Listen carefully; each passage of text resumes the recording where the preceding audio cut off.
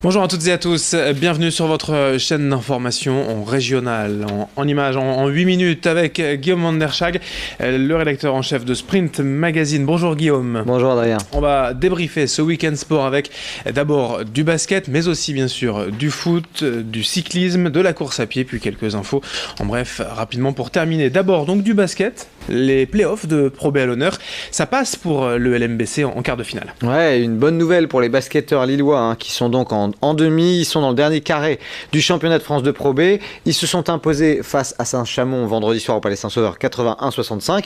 Il fallait remporter la revanche pour éviter un match d'appui. Eh bien, ils sont allés gagner là-bas. Et ils ont même fait une démonstration sur le parquet de Saint-Chamond 80-56. Le LMB a pris le match tout de suite par le bon bout en menant d'entrée de jeu. L'essentiel d'ailleurs était fait avant le dernier quart-temps puisqu'ils menaient de 17 points à 59-42. Et puis ils ont vraiment fait preuve pendant 40 minutes d'une très grosse défense, les hommes de Jean-Marc Duprat. Voilà donc les Lillois en demi-finale avec un gros challenge à relever, affronter Roanne. C'est le deuxième de la phase régulière. Et d'ailleurs, les Rouennais ont été vainqueurs de Denain, le voisin régional, en quart de finale. 68-60 chez eux. Et puis lors du match à Denain, eh bien, les Denaisiens malheureusement se sont imposés de 20 points, se sont inclinés de 20 points à 54-74.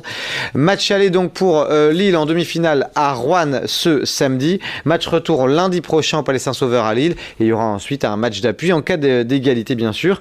Roanne sera favori, mais les Lillois sont en pleine confiance avec 6 victoires consécutives. Alors la question, c'est passer Roanne, est-ce possible? Et surtout aller au bout, monter en Pro A grâce à ces playoffs, est-ce que c'est possible, vous croyez? Alors rien n'est impossible, ce sera dur quand même. D'abord, il faudra passer l'obstacle Roanne, qui est très solide. Roanne, ça défend très bien, ça défend peut-être encore mieux que Lille.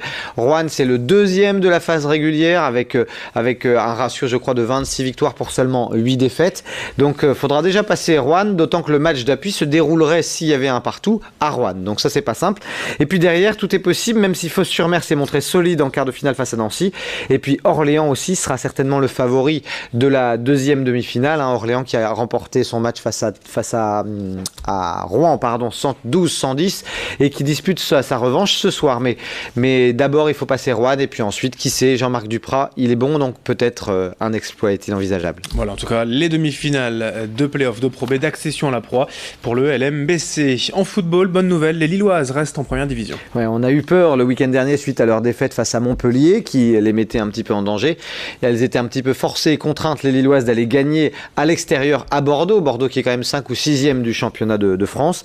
Eh bien, elles seront encore en élite la saison prochaine puisque ce match à Bordeaux, les Lilloises l'ont tout de suite pris là aussi par le bon bout en marquant dès la 3e minute par Dali. Elles ont mené 1-0 durant près de 85 minutes, ayant même de multiples occasions d'aggraver le score, de doubler la mise. Et puis finalement, ce sont au contraire les Girondines qui ont égalisé à la 88e minute. Tout était donc à refaire, mais sur l'engagement suivant, Sarr a trouvé la lucarne dans la minute qui suivait. Et bien, du coup, victoire 2-1. Le LOSC termine à la 6e place dans un championnat qui aura été quand même ultra serré, à part les cadors devant que sont Lyon, Paris et Montpellier. Eh bien, il n'y a que 4 points qui séparent la 5e place de la 11e.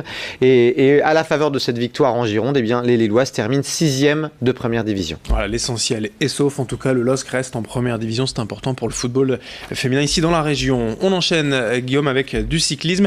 Alors là, ce n'est pas la compétition, mais c'est une belle randonnée.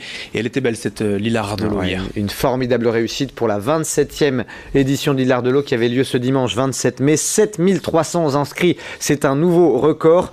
Des signaleurs à chaque interception. On le rappelle, vous le disiez à l'instant, Adrien, ce n'est pas une compétition, mais les meilleurs ont mis entre 4 heures et 5 heures pour faire tout le parcours. Les moins à l'aise ont mis plus d'une dizaine d'heures. Il y a eu quand même près de 400 bénévoles, 4 ravitaillements, un festival de sourires à l'arrivée, forcément avec une pareille météo. Bernard Hinault lui-même a pris le départ de ce qui est quand même la plus grosse randonnée en France, d'une ville à une autre. Le Benjamin avait 14 ans, le doyen 85 ans. Il y a eu quelques petits accidents, mais rien de sérieux à ma connaissance. Un événement magnifique qui mérite amplement ce succès et qui va tenter encore peut-être l'année prochaine de battre un nouveau record de participation. L'Hilar de l'eau, bien évidemment, c'est une belle randonnée qu'on a plaisir ici à saluer. On enchaîne encore avec toujours du vélo, mais le Paris-Roubaix Espoir, cette fois, ça c'était ce week-end. Oui, c'était ce week-end, là aussi sous de très belles conditions. C'est le jeune Belge Stan De Wulf qui s'est imposé à l'arrivée sur le vélodrome de Roubaix.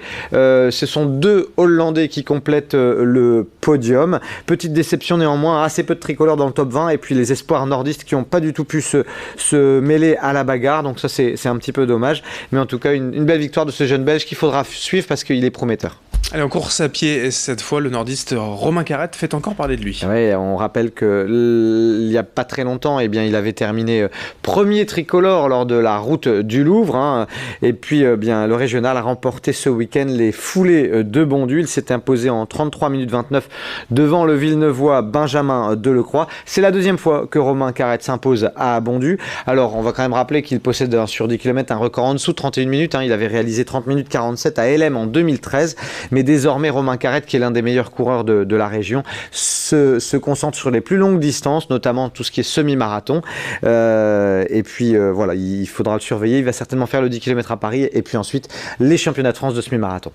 On termine avec quelques infos en bref. D'abord, Roland Garros a démarré, donc on parle de tennis. Et bien sûr, alors si Pauline Parmentier, elle était très mal engagée dans son match au premier tour, elle a réussi à revenir à remporter le deuxième set au tie-break alors qu'elle était menée 1-7-0 et 3-0 dans le tie-break du deuxième. Elle a réussi à remporter la deuxième manche et puis la troisième manche a été interrompue par la nuit. Elle reprendra aujourd'hui sur le Suzanne Lenglen. Faut noter que Lucas Pouille est bien passé le premier tour, hein, 6-2, 6-3, 6-4 face au Russe Medvedev. Un petit mot du trail des Pyramides Noires pour vous dire que Florent Albert a bouclé le 105 km en 11h14, c'est pas mal du tout.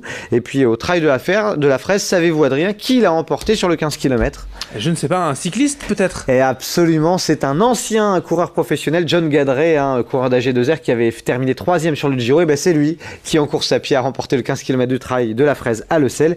Et puis pour terminer, si on a le temps, un petit mot de hockey sur gazon pour féliciter les Lilloises qui ont été sacrées championnes de France. Elles ont remporté leur match à Saint-Germain 2-1 dans une finale assez disputée. Elles sont championnes de France, elles conservent leur titre. Bravo à elle, effectivement. La région, la métropole lilloise, place forte du hockey sur gazon ces dernières années. Merci Guillaume pour toutes ces infos et bonne semaine. Bonne semaine à tous. Merci de votre fidélité. Dans un instant, à suivre vos prévisions météo. L'information continue.